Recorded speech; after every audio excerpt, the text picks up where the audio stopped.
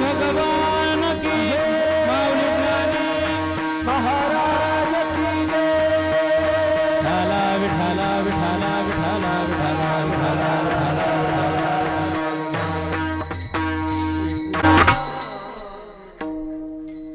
मरणाहाती सुटली काया मरणाहाती सुटली काया विचारे या निश्चये ना सोनिया गेली खंती सहज स्थिती भोगाची न देखेसे झाले श्रम आले वर्म हाताहे ना सोनिया गेली खंती सहज स्थिती भोगाची तुका म्हणे कैची कीव तुका म्हणे कैची कीव कोठे जीवन निराळा ना सोनिया गेली खंती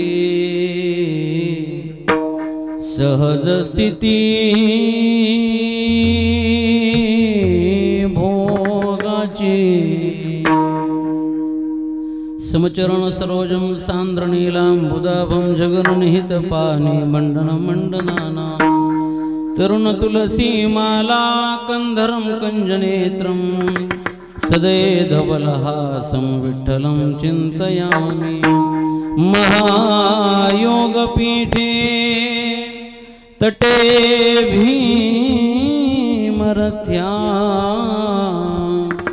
वरं पुण्डरीकाय दातुं मुनीन्द्रे समागत्य तिष्ठन्तमानन्दकन्दं परब्रह्मलिङ्गं भजे पांडुरंगं पांडुरंगा करो प्रथम नमन दुसरे चरण संतांच्या त्यांच्या कृपादाने कथेचा विस्तारू बाबाजी सद्गुरुदास तुकाजयांचे केली स्मरण होय सकळ विद्यांचे अधिकरण तेची वंदू श्री चरण श्री गुरूंचे ते नमस्कारोनी आता काय माझी वाणी मानेल संतासी रंजव चित्तासी आपुलिया माझी वाणी तुझे वर्णी गुणनाम ऐसे दे प्रेम काही गळा मस्तक माझा पायावरे वार करे संतांच्या घ्यावी घ्यावी माझी सेवा दीन दुर्बळाची देवा दीन दुर्बळाची देवा दीन दुर्बळाची देवा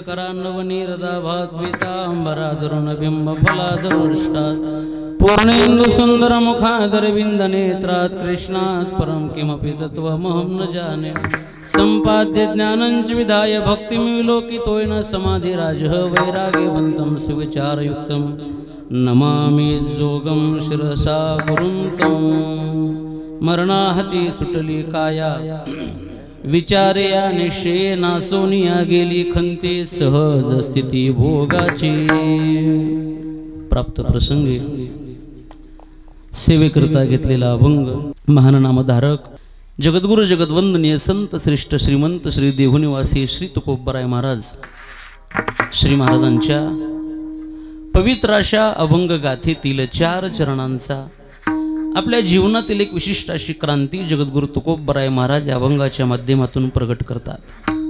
सेवेला आरंभ करण्यापूर्वी ज्या निमित्ताने आपण या ठिकाणी एकत्रित आहात त्याची आपण प्रत्येकाला पूर्णपणे कल्पना आहे। अत्यंत दुर्दैवाने ज्यांना आपल्याला आज वैकुंठवासी असं म्हणावं लागतंय, मित्र असं म्हणेल इच्छा नसताना ज्यांना आपल्याला आज वैकुंठवासी असं म्हणावं लागतंय, वैकुंठवासी प्रदीपराव कैलासजी शिंदे यांच्या या गोड जेवणाच्या कार्यक्रमाच्या निमित्ताने आपण या ठिकाणी एकत्रित आहात। या सेवेकरता उपस्थित आपण सर्व माझ्या माता भगिनी पुरुष मंडळी परिसरातून तथा गावातून अर्थात जमलेली वारकरी जीवनातील शुद्ध अंतरंग साधना करणारी वारकरी आपण सर्व गुणीजन मंडळी मृदंगाची ज्यांची अत्यंत सुंदर साथ लाभत आहे आमचे परमार्थ स्नेही परमार्थप्रेमी परममित्र आनंदजी महाराज लोहिया यांच्या वादनानेच आपल्याला आनंद प्राप्त होतो।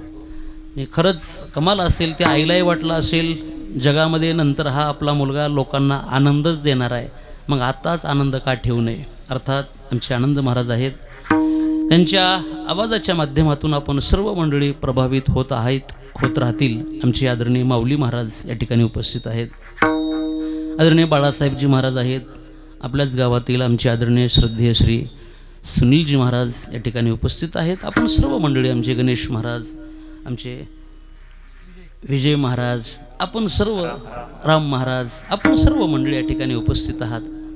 खरं म्हणजे ज्यांच्या आदेशाने माझ्याकडे सेवा प्राप्त आहे, आपल्या परिसरातील एक अत्यंत अभ्यासू व्यक्तिमत्व आमची आदरणीय हरिभक्तीपरायण परमार्थ स्नेही परमार्थप्रेमी अमोलजी गुरुजी शेळके महाराजांच्या आग्रहाने माझ्याकडे ही सेवा प्राप्त आहे।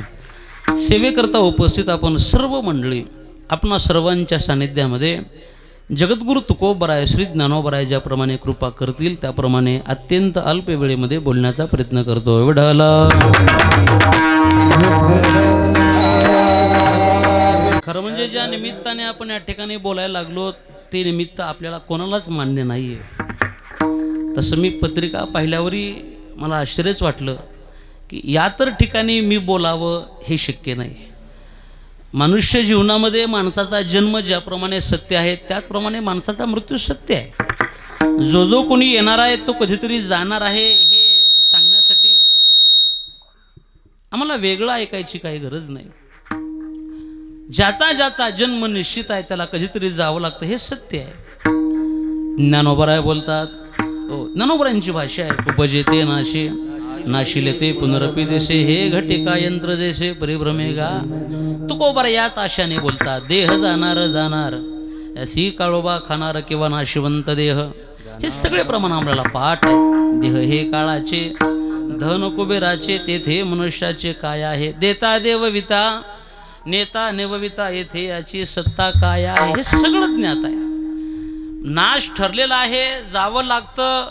नातराय तरी कुठं वेगळं बोलतात, नातांची तीच भाषा आहे। घडी घडी काळ वाट याची पाहे अजूनही किती आहे अवकाश ऐका। मला असं वाटतंय जन्म ज्याप्रमाणे सत्य आहे त्याचप्रमाणे मनुष्याचा मृत्यू सुद्धा सत्य आहे। पुढे ऐका, आम्ही ज्याप्रमाणे जन्माचा सोहळा संपन्न करतो त्याचप्रमाणे कधी कधी माणसाने मरणाचा सुद्धा सोहळा केला पाहिजे। तुकोबराय किती गोड बोलतात, आम्ही तो सोहळा केला, तो झाला सोहळा अनुपम्य महाराजांची भाषा आहे। आम्ही ते पाहिलं म्हणे सगळं, आपुले मरण पाहिले मी डोळा, आम्ही ते सगळं पाहिलंय।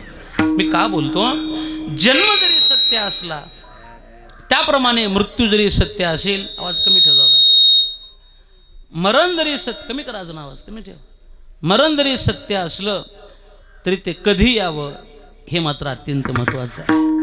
खरं म्हणजे या मृत्यू लोकातला येणारा प्रत्येक व्यक्ती, प्रत्येक पदार्थ आणि प्रत्येक वस्तू ही नष्ट होण्यासाठी आहे. आज वाक्य परत ऐका, या इहलोकामध्ये आलेली प्रत्येक वस्तू ही कधी ना कधी संपते, त्याला मर्यादा आहे.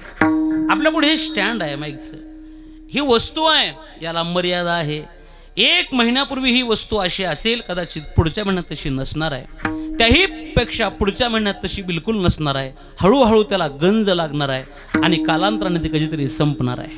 वस्तू नष्ट होते, पदार्थही थांबत नाही, पदार्थालाही नाश आहे.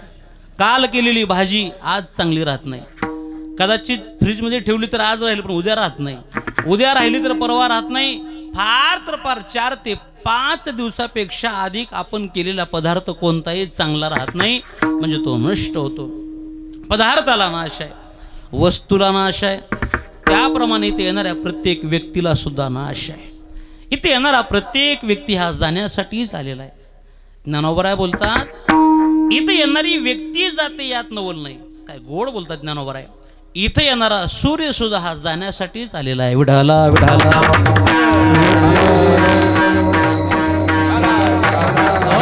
ज्ञानोबरायांची भाषा आहे, ते तर उदय होय असता लागी. सूर्याचं उगवणं हे कधीतरी मावळण्यासाठी आहे. आता ऐका, सूर्याचं उगवणं हे मावळण्यासाठी आहे, पण सूर्याच्या उगवण्याला वेळ आहे आणि सूर्याच्या मावळण्याला वेळ आहे. सकाळीच एखादा सूर्य उगवला असेल तर मला वाटतं तो सायंकाळी मावळलाच पाहिजे, मावळणं काही गैर नाही. पण ऐका, जर सकाळी उगवलेला सूर्य जर भर दुपारीच मावळत असेल, हे मात्र दुःखाचं आहे. मला असं वाटतंय, हे सुद्धा जर एखादा सूर्य सकाळी उगवला असेल तर तो नक्कीच सायंकाळी मावळाय पाहिजे. पण हाच सूर्य जर भर दुपारी मावळला, हे दुःखाचं आहे. विढाला विढाला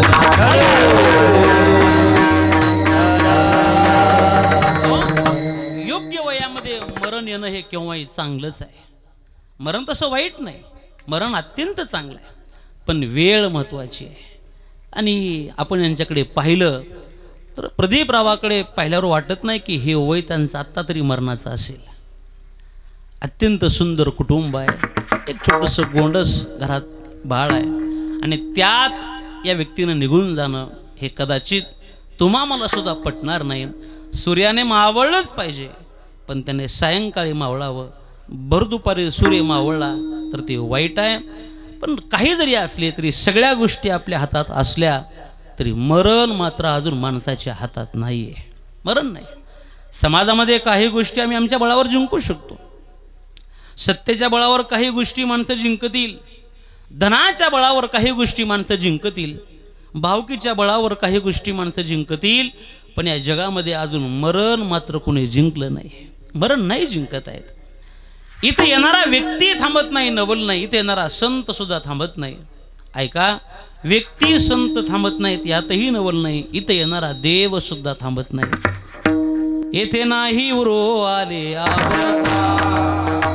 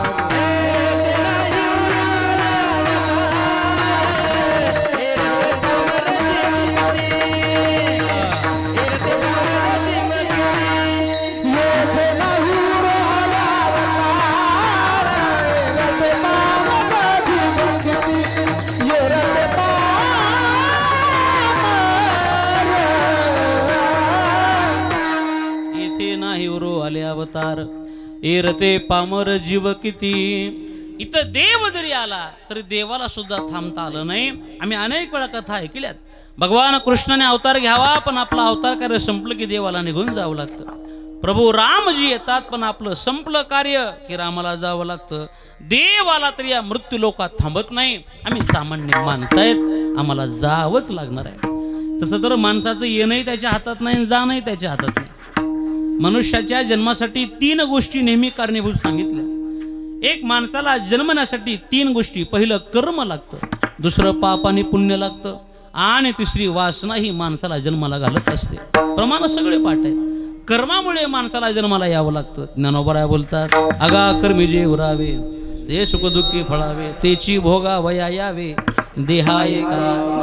नाथबाबा बोलतात, केले कर्म झाले तेची भोगा आले, उपजले मेले. म्हणजे कर्म जन्माला घालतं एक.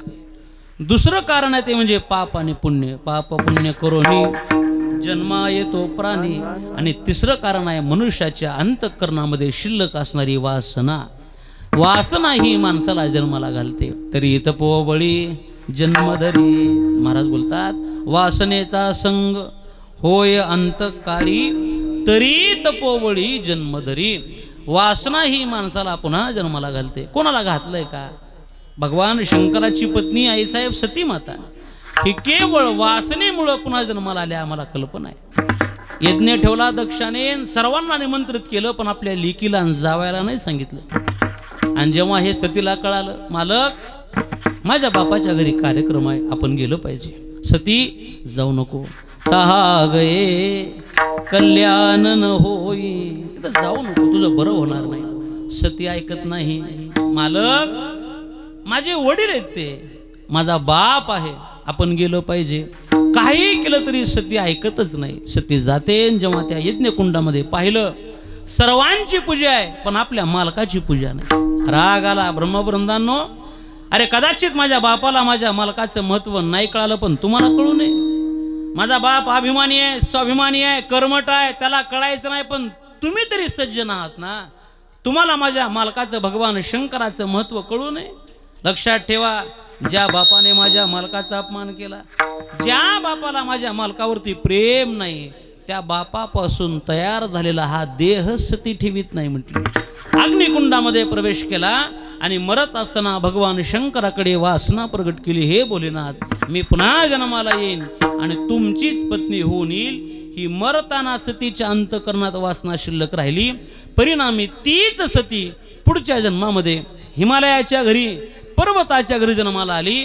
पर्वताची कन्या म्हणून तिचं नाव पार्वती. विडाला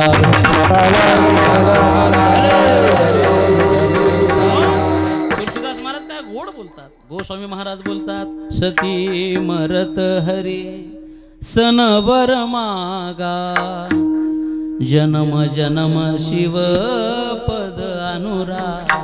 पुन्हा पुन्हा मी तुमची पत्नी होऊन येईल. ही वासना मरत असताना वासना राहिली आणि जन्माला कारणीभूत ठरलं. अनेक उदाहरणं आहेत आपल्याकडे, खूप उदाहरणं आहेत. जड भरत राजा हरणी गर्भा गेला, गाला तो घातला वासनेने. भरतासारखा राजा पुन्हा जन्माला आला. वासना कारणीभूत आहे. सज्जन हो, जन्मासाठी कारणीभूत ती वासना.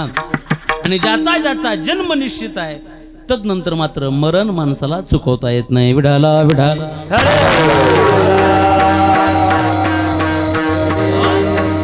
देह नावाचा आकार स्वीकारला की मनुष्याला हे 2 विकार इच्छा नसताना स्वीकारावे लागतात. जसा जन्म नावाचा एक विकार आहे, तसा मृत्यू नावाचा दुसरा विकार आहे. वाहणारी नदी कधी एका काठाने वाहत नाही सुनील बाबा, एका काठाने. तिलाही 2 काठ आहे. एक आपण अलीकडचा काठ म्हणतो, एक पहिलं तीर म्हणतो. एखादं उपरनं खाली पडलं आणि ते जर उचलायचं असेल, एका काठाला धरून उचललं की दुसऱ्या काठाला हात लावायची गरज नाही. एक काठ धरला, दुसरा काठ बरोबरच आहे. सज्जन हो, तसं जन्म नावाचा काठ स्वीकारला, इच्छा नसताना मरण नावाचा काठ बरोबरच आहे.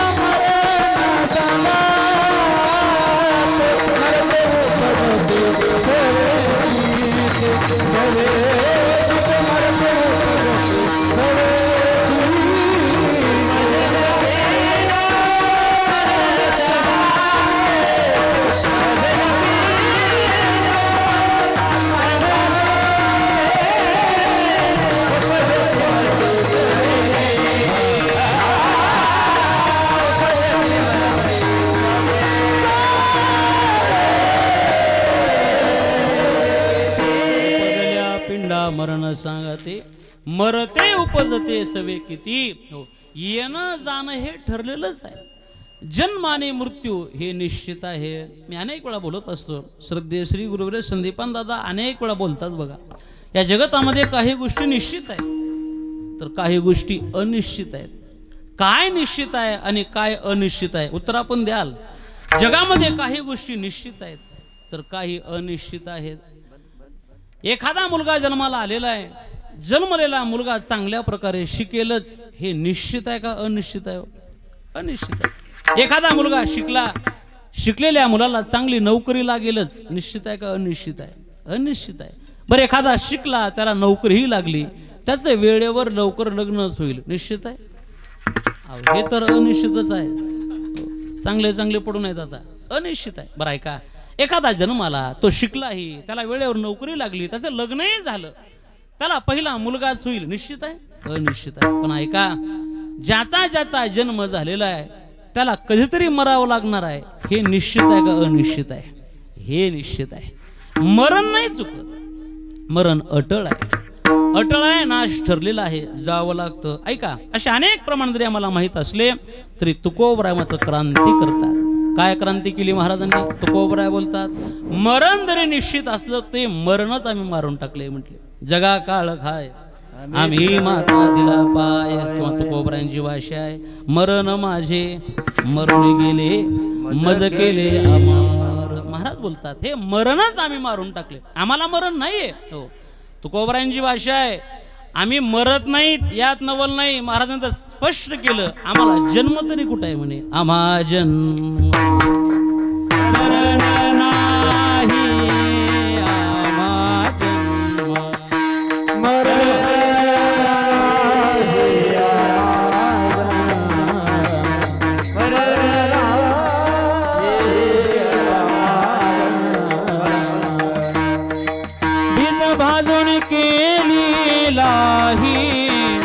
आम्हा जन्म मरण नाही. विपदे म्हणताना आम्हा जन्म मरण नाही.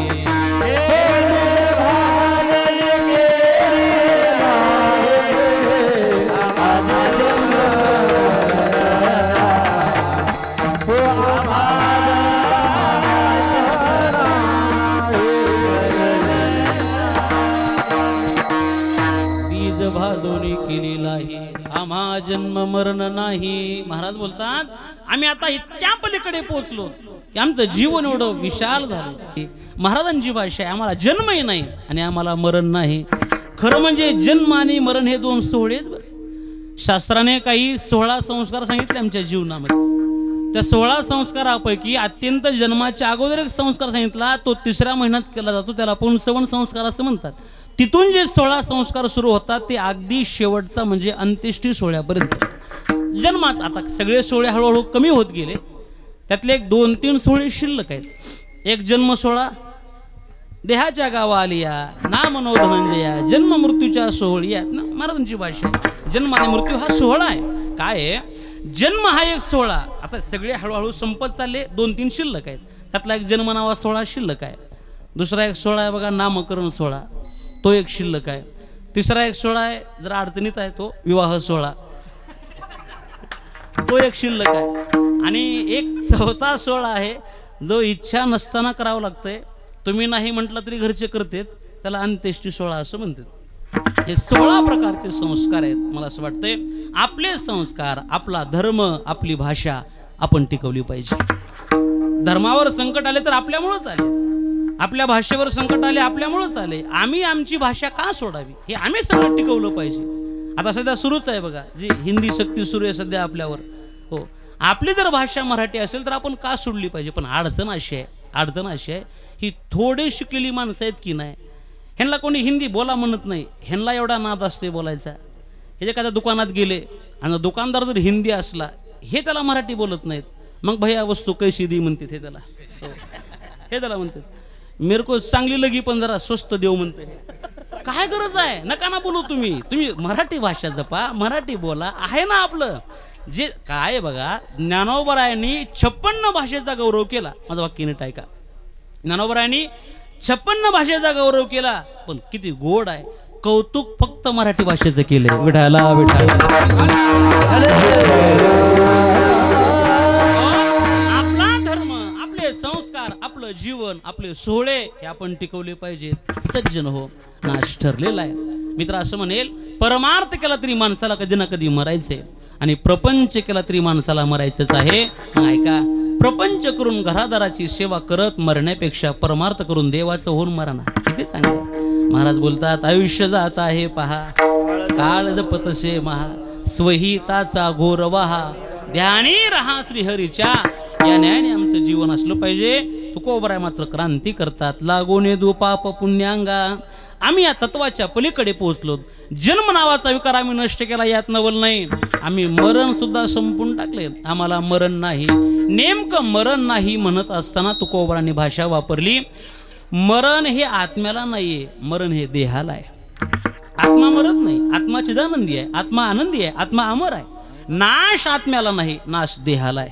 हो हो. नैनम छिंदंती शस्त्राने, आत्म्याचा विचार सांगितला. नैनम दहती पावकहा. हो, शस्त्राने मारलं तरी मारल्या जात नाही, अग्नीने जाळलं तरी जाळल्या जात नाही. तो आत्मा आहे. नाश आत्म्याला नाहीये, पण नाश देहाला निश्चित आहे. म्हणून शब्द कसेच बघा, आत्मा जाणार नाही, देह जाणार. नाशिवंत आत्मा नाही, नाशिवंत देह. शरीराची होय माती, आत्म्याची. सगळे शब्द लक्षात घ्या. आत्मा नाश पावत नाही, आत्मा चिदानंदी आहे, देहाला जावं लागतं. नेमकं क्रांती तुकोबरांनी काय केली? क्रांती शब्दाचा अर्थच असा आहे, सहजासहजी जे शक्य होत नाही ते करून दाखवणं, त्याचं नाव क्रांती आहे. जे सहज कोणाला जमत नाही ते स्वतःच्या पुरुषार्थाने करणं, त्याचं नाव क्रांती. मग काय क्रांती केली? तुकोबराय बोलतात, देह जरी मरत असेल पण या पट्ट्याने मात्र हा देह मारला नाही. या देहाला मरणाच्या तावडीतून बाजूला काढलंय अभंगाच्या पहिल्या चरणात.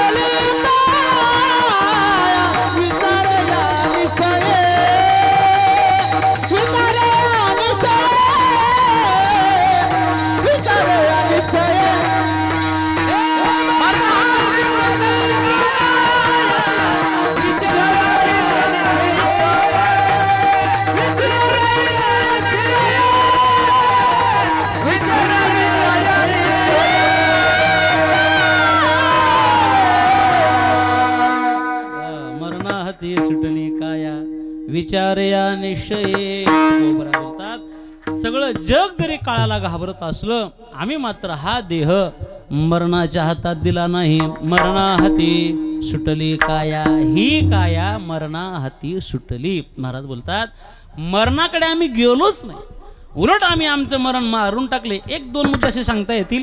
तुकोबरा बोलतात आम्ही मरण मारले. मरण मारणं हे पटत नाही. मरणाने माणसं मारली पण अजून कधी कोणी मरण नाही मारलं. मग नेमकं मरण तरी काय आहे? मरणाची व्याख्या आपली वेगळी असेल, संतांची वेगळी आहे. आम्ही कशाला मरण म्हणतो? व्यक्ती खाली पडला, हातपाय बंद पडले, डोळे बंद पडले, श्वास बंद पडला, थंडगार झाला, हृदय चालत नाही, काही नाही, मग म्हणतात माणसं रामभाऊ हे गेले बरं आता यांना उचला. आम्ही याला मरण म्हटलंय. संतांच्या भाषेमध्ये हे मरण नाहीये. मग संत कशाला मरण म्हणतात? लक्ष द्या. देहावर प्रेम करणं हे संतांसाठी मरणच आहे. देहाबद्दल आसक्ती बाळगणं हे संतांसाठी मरणच आहे. देहावर ममत्व ठेवणं हे संतांसाठी मरणच आहे. देहाला माझं माझं म्हणणं हे संतांसाठी मरणच आहे. तुकोबरा बोलतात जर देहाला माझं म्हणणं हे मरण असेल तर असलं मरण आम्ही मारून टाकले म्हटले. देहाला ममत्व ठेवणं, देहाबद्दल आसक्ती बाळगणं हे जर मरण असेल तर असलं मरण आम्ही मारून टाकले. आणि लक्ष द्या, खरं म्हणजे ममत्व धोकादायक आहे, आसक्ती धोका देते. मीपणा आमच्या जीवनाला दुःख देण्याला कारणीभूत ठरतो. हे सुखदुःखाच्या भावना देहावर अवलंबून नाहीयेत. सुखदुःखाच्या भावना मीपणावर अवलंबून आहेत. मी आलं, आसक्ती आली की दुःख भोगावंच लागतं. भाषा आपली नाही. तुकोबरा बोलतात तुका म्हणे आलो शोषित संकटे, मी माझे ओखटे आहे देव. ममत्व आलं की माणसाला त्रास भोगावा लागतो. भागवतात खूप मोठं उदाहरण आहे. जेव्हा शुकदेव बाबा राजा जनकाकडे जातात आणि बाहेर जाऊन थांबतात, सेवकांनी अडवलं कुठं जायचंय, कोण आहेत तुम्ही, जा तुमच्या राजाला सांगा मी शुकदेव आलोय. जनकाने सांगावं काही अडचण नाही, त्यांना आत पाठवून द्या, फक्त एक सांगा काय, जवळचं बाजूला टाका मग मध्ये या. हातात कमंडलू होता, एका हातात दंड होता, दंड बाजूला टाकला, कमंडलू बाजूला टाकला, जा तुमच्या राजाला सांगा. आता काहीच नाही, मग काय सांगायचंय, सांगा मी शुकदेव आलोय. पुन्हा सांगितलं त्यांना, सांगा जवळचं बाजूला टाका आणि मग मध्ये या. सेवेकरला टेन्शन आलं. दंड होता बाजूला टाकला त्या बाबानं, कमंडलो बाजूला टाकला, त्याला काय टाकाय सांगायचे, आता काय करायचे, निरोप आहे ना महाराजांचा, जाऊन सांगायचं महाराज तुम्हाला आत बोलवलंय पण एका अटीवर. कोणत्या? जवळचं आहे ते बाजूला टाका आणि मग आत या. शुकदेवांना प्रश्न पडला, दंड बाजूला टाकला, कमंडलो बाजूला ठेवलाय, काय ठेवायचे बाजूला? बाजूला टाकण्यासारखंच काही नाहीये. ऐका, इथं भाव असा आहे, खरं म्हणजे हा दंड बाजूला टाकायचाच नव्हता, हे कमंडलूही बाजूला टाकायचा नव्हता. मग काय टाकायचे बाजूला? या वाक्यातला जो मी पण आहे की नाही, मी शुकदेव आलोय, तो बाजूला काढा. मीपणा संपला की व्यक्ती सुखी झाला. मीपणा माणसाच्या दुःखाला कारणीभूत आहे. हे नसलं कळालं, आणखीन सोपं पटवून देतो. गावातील जर एखादा व्यक्ती मरण पावला, एखादा व्यक्ती जर गावातील गेला तर माऊली सगळं गाव रडत नाही, सगळं गाव रडत नाही. एखादा गावातील व्यक्ती गेला, सगळं गाव रडत नाही. मग रडतात कोणती माणसं? गेलेल्या माणसाला जी माझं म्हणतात की नाही ती माणसं रडतात. माझी आई, माझा भाऊ, माझे दादा, माझे वडील, माझे काका. आसक्ती आली की माणसाला दुःख भोगावं लागतं. मीपणा त्रासदायक आहे हे तुकोबरांना कळालं. म्हणून तुकोबरा देवाला प्रार्थना करतात, देवा मी तू पण जाऊ दे दूरी, मी तो पण जाऊ दे दूरी.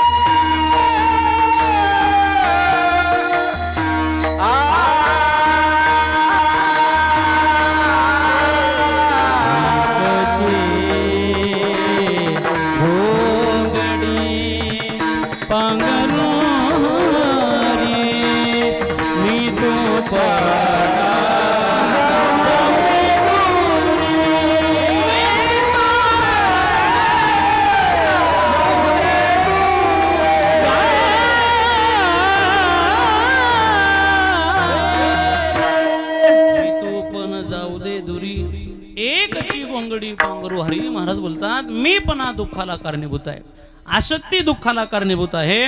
म्हणजे मीपणा नष्ट करणं हे जीवनातला खरा पुरुषार्थ आहे.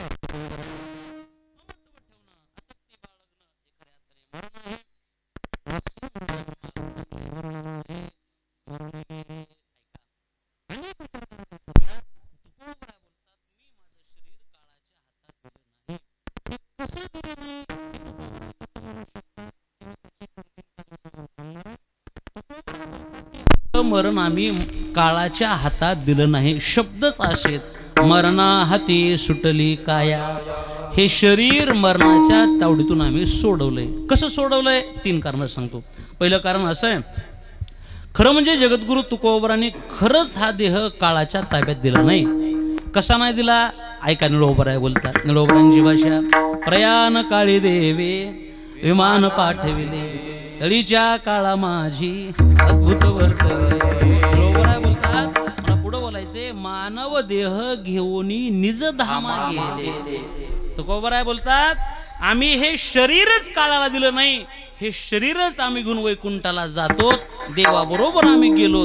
हे शरीरच आम्ही इथे ठेवलं नाही, देवाबरोबर घेऊन गेलो. त्याचा अर्थ असा आहे, सरळ तुकोबराय म्हणू शकतात, मरणा हाती सुटाय काया. एक दुसरे एक उत्तर असं सांगतो, तुकोबराय बोलतात आम्हाला मरण नाही. का मरण नाही? त्याची 2 कारण आहेत. एक कारण सांगतो, या जगामध्ये सर्वांना नाश आहे, पण देवाला नाश नाही.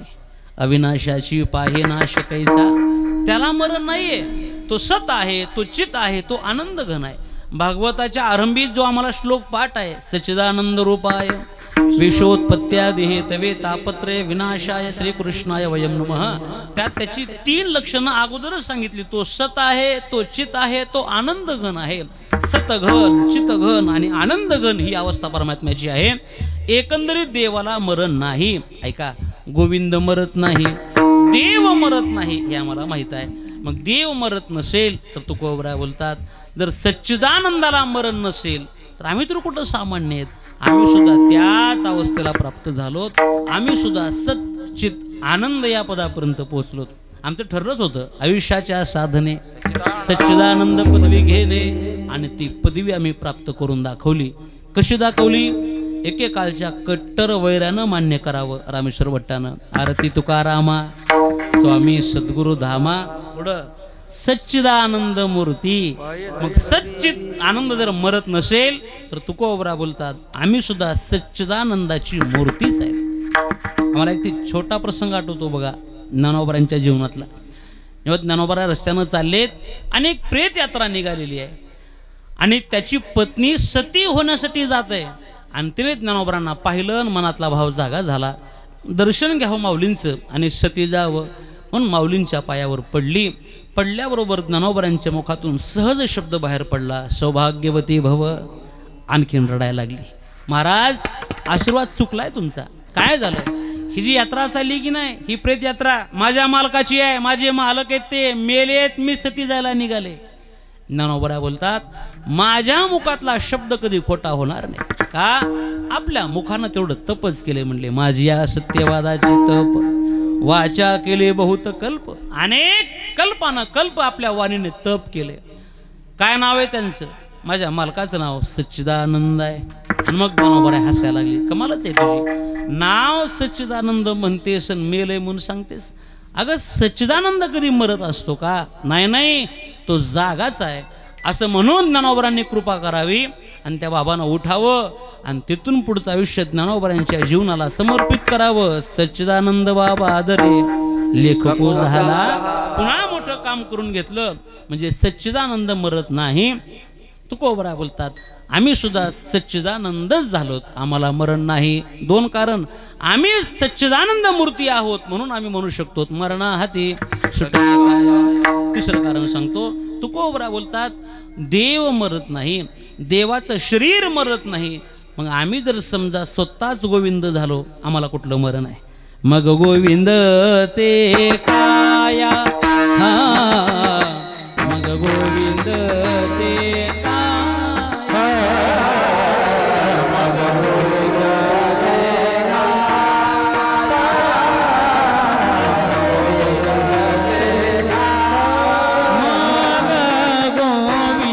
ते काया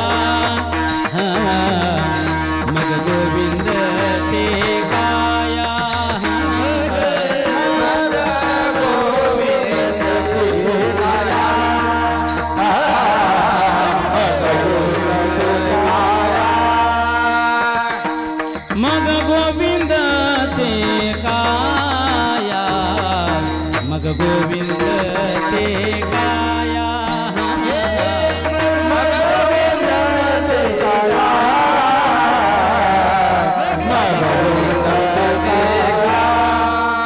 भेद नाही देवातया भेद नाही देवातया मग गोविंद ते काया मग गोविंद ते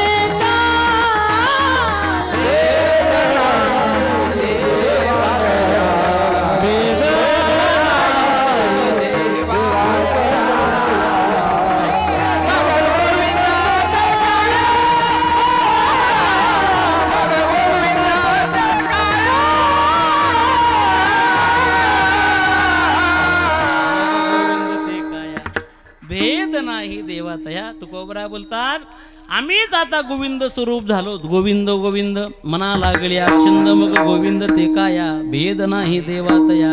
आम्ही स्वतः गोविंद स्वरूप झालोत.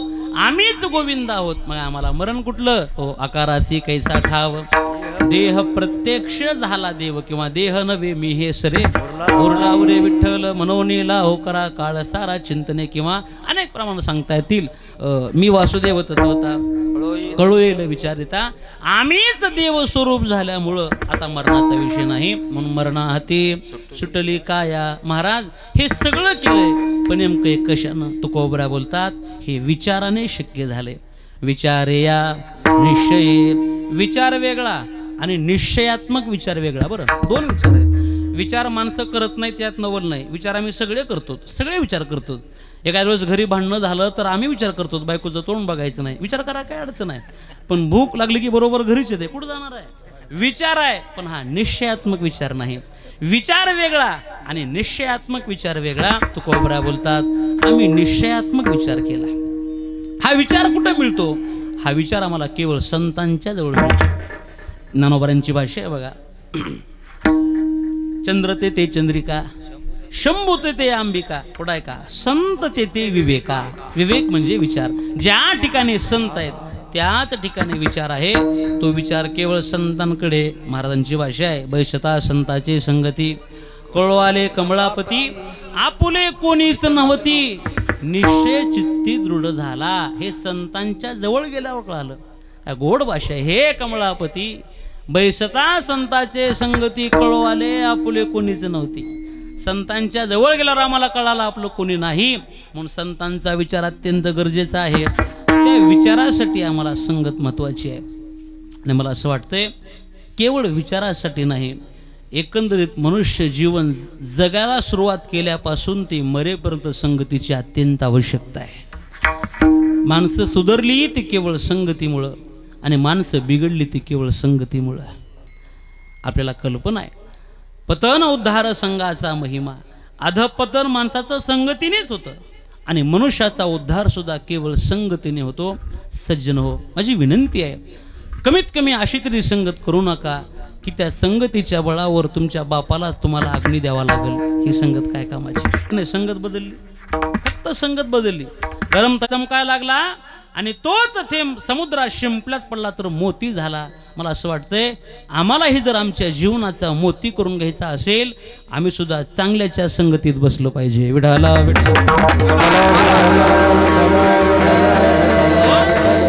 मी माझ्या जीवनामध्ये अनेक बापांचे दुःख अशी पाहिलेत. किती बापा आम्हाला रडून सांगतात महाराज हो स्वतःच्या हाताने आम्ही पोराला अग्नी दिलाय. मला असं वाटतंय बापाच्या जीवनातल्या याच्यापेक्षा मोठं दुःख कोणतं असणार आहे. ते मरण चांगलं आहे ज्या मरणानंतर मुलाने बापाला अग्नी द्यावा. तो सोहळा आहे म्हणे. तो पर्व काळ आहे आपल्या जीवनातला. लेकानं बापाला अग्नी द्यावा हा त्याच्या जीवनातला पर्व काळ आहे. ते नातांची ओवी आहे बघा. हो नातराय बोलतात पर्व काळ अनेक आहेत पण आई वडिलांचं मरण आपण आपल्या डोळ्या देखत पाहणं हा त्याच्या जीवनातला मोठा पर्व काळ आहे.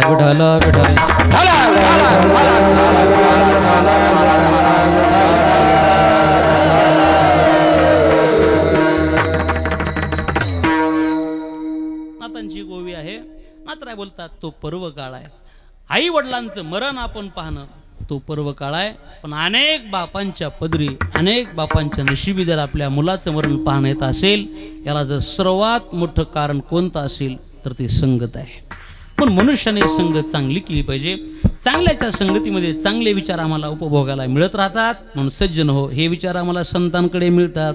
म्हणून विचार या निश्चय, विचार केवळ संत विचार देत नाहीत, तर विचारासहित संत तुम्हाला संत न ठेवता देव करून टाकतात. तुकोबरा बोलतात, मी एक सामान्य मनुष्य म्हणून जन्माला आलो, देव पहावया गेलो, पण आज तेथे देवची होऊन ठेलो. आता मी आणि देव आम्ही दोघं वेगळे नाहीत, जीव शिव दोन्ही बैसोनी एक्यासनी दयाची हृदय भोने विराजित. तुकोबरा बोलतात, आता जीवामध्ये आणि शिवामध्ये काहीच वेगळे पण शिल्लक राहिलं नाही. या अभंगाच्या शेवटच्या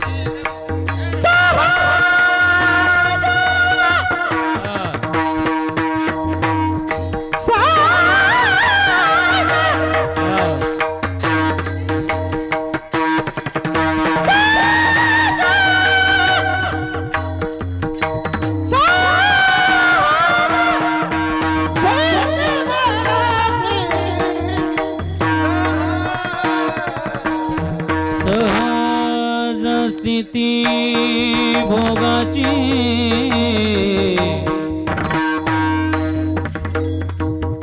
सहज स्थिती भोगाची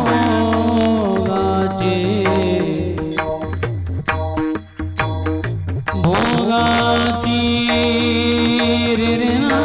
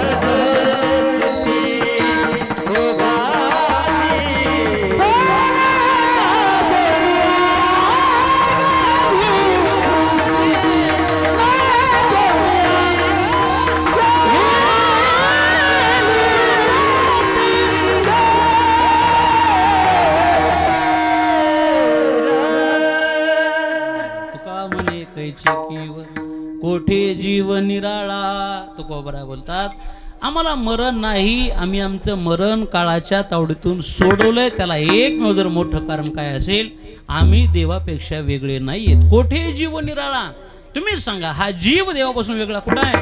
कैची किंवा कोठे जीव निराळा, देव आणि आम्ही वेगळे नाहीयेत.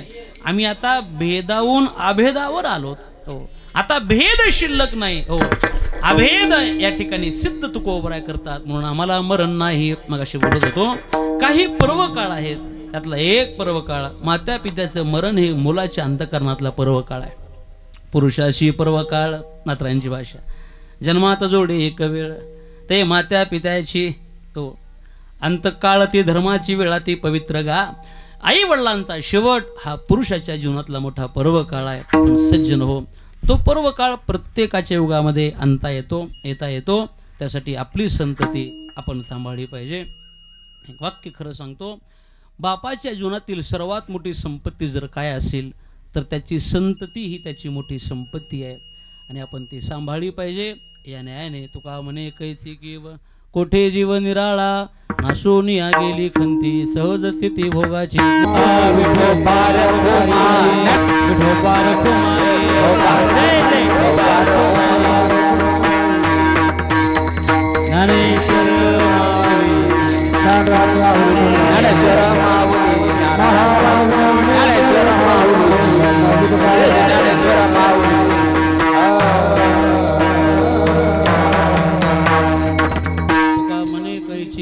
कोठे जीव निराळा, नाशोनिया गेली खंती, सहज स्थिती भोगाची झालेली सेवा आपणा सर्वांच्या चरणावरती भगवान श्री ज्ञानोबरायांच्या चरणावरती समर्पित करतो. माझ्या वाणीला थांबतो. ज्या निमित्ताने आपण या ठिकाणी एकत्रित आहात त्याची आपणा प्रत्येकाला पूर्णपणे कल्पना आहे. दुर्दैवाने ज्यांना आपल्याला आज वैकुंठवासी असं म्हणावं लागतंय, वैकुंठवासी प्रदीप कैलासराव शिंदे यांच्या या गोड जेवणाच्या कार्यक्रमाच्या निमित्ताने, अर्थात गंगा पूजनाच्या कार्यक्रमाच्या निमित्ताने आपण या ठिकाणी एकत्रित आहात. आपण सर्वांनी भगवान श्री पंढरीनाथाकडे एकच प्रार्थना करूयात.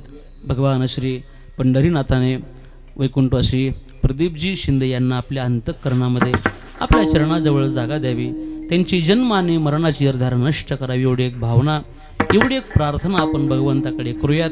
सेवेकरता उपस्थित आपण सर्व माझ्या माता भगिनी, पुरुष मंडळी, परिसरातून तथा गावातून जमलेली वारकरी जीवनातील शुद्ध अंतरंग साधना करणारी भाविक, श्रद्धेय आपण सर्व गुणीजन मंडळी, खरं म्हणजे ही साधक मंडळी या कार्यक्रमासाठी नाही, ही सगळी मंडळी आपल्या मित्रासाठी या ठिकाणी आलेली आहेत. त्यांच्या जीवनातला हा दुःखाचा क्षण आहे. कारण आपल्यातला एक व्यक्ती आपल्याला सोडून एवढ्या लवकर निघून जातो, हे कदाचित त्यांनाही न पटणार आहे. म्हणून या सर्वांचा आग्रहच होता की कार्यक्रम करायचा. आणि या निमित्ताने आपण सर्व मंडळी, आदरणीय आमचे आनंदजी महाराज असतील, मृदंगाच्या क्षेत्रात ज्यांनी अत्यंत मोठं नाव कमवलं अत्यंत कमी वेळेत, आमचे आनंद महाराज लोहिया, त्याचप्रमाणे गायनाच्या साथीसाठी आपल्या आवाजाच्या जोरावर ज्यांना आता सध्या महाराष्ट्र ओळखायला लागला आहे, आमचे हरिभक्तीपरायण परमार्थ स्नेही परमार्थप्रेमी माऊली महाराज या ठिकाणी उपस्थित आहेत. आमच्याच निरपणा गावातील एक वैभव आमचे आदरणीय हरिभक्तीपरायण बाळासाहेब महाराज जाधव या ठिकाणी उपस्थित आहेत. आमचे विजयजी महाराज आहेत, युवा कीर्तनकार हरिभक्तीपरायण विजय महाराज आहेत, राम महाराज आहेत, आपण सर्व मंडळी. त्याचबरोबर मृदंगाच्या क्षेत्रात अजून एक खूप कमी वेळातलं मोठं नाव, आमचे माझेच नावकरी आहेत, आमचे गणेश महाराज या ठिकाणी उपस्थित आहेत. त्याचप्रमाणे आमचे आपल्या सारसाया भूमीतील आमच्यावर नितांत प्रेम करणारे आमचे सुनीलजी महाराज, आपण सर्व महाराज मंडळी, आपणा सर्वांच्या पवित्र अशा सान्निध्यामध्ये या सेवेचा योग आहे.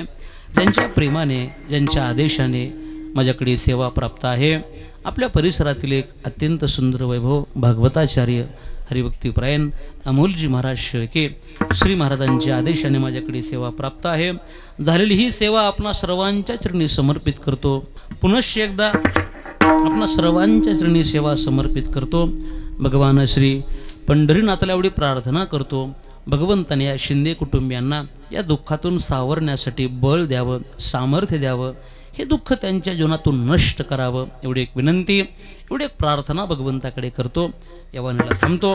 बोलत असताना मुखातून काही अपशब्द बाहेर पडला असेल, माझ्या बुद्धीचे दोष आहेत, जे काही योग्य असेल, सद्गुरू जोग महाराज वारकरी शिक्षण संस्था आळंदी या ठिकाणी जे काही श्रवण केलं तेच आपल्या पुढे बोलण्याचा प्रयत्न आहे. न्यूनते पुरते अधिकते सरते करून घ्यावे तुमते विनवे तसे किंवा बालक बापाचे ताटे घे रिघोनी बापा तेची जेव लागे की तो संतोष वेगे मुखची ओढवे. आपला आवाज ज्याने अत्यंत सुंदर आपल्यापर्यंत पोहोचवला आपले संशिष्टीमाले त्याही दादांचा मनातून आभारी आहे. तुकाराम तुकाराम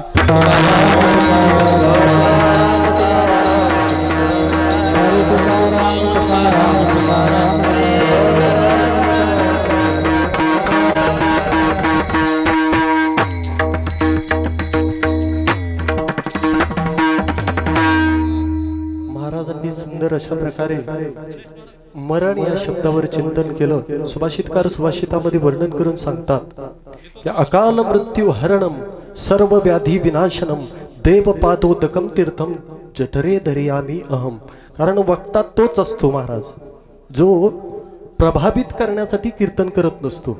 वक्ता तोच असतो जो प्रभावित करण्यासाठी कीर्तन करत नसतो. खरा वक्ता तो जो प्रभुभावित करत असतो. उत्तर अशा प्रकारे महाराजांनी मरण या शब्दावर चिंतन केलं. कारण आजचा दिवस हा सर्वांसाठी दुःखाचा दिवस आहे. मित्रपरिवार असेल समस्त ग्रामस्थ मंडळी असेल कारण ज्यांच्या सहवासामध्ये जे हरिभक्तीपरायण आमचे परममित्र प्रदीप महाराज कारण सोडून गेल्यामुळे प्रत्येकाच्या जीवन प्रत्येकाला दुःख आहे. आणि या दुःखाला सावरण्यासाठी शिंदे परिवारांना सर्वांना भगवान परमात्म्याने सर्वांच्या समूहाने एकच मागणी करतो की हे दुःख पचवण्याची ताकद. तसेच महाराजांनी उत्कृष्ट अशा प्रकारे कीर्तन सेवा केली. कारण मृत्यू म्हणजे नेमकं काय असतं हे त्यांनी पटवून सांगितलं की बाबा मृत्यू निश्चित आहे. मग तो कधी येईल केव्हा येईल सांगता येत नाही. म्हणून कारण येथे आलेल्या प्रत्येक व्यक्तीला निश्चित स्वरूपामध्ये जावं लागणार आहे. म्हणून पुनश्च एकदा महाराजांचे व समस्त आलेल्या भजनी मंडळी वारकरी मंडळी यांचे सर्वांचे आभार मानून याच ठिकाणी थांबतो.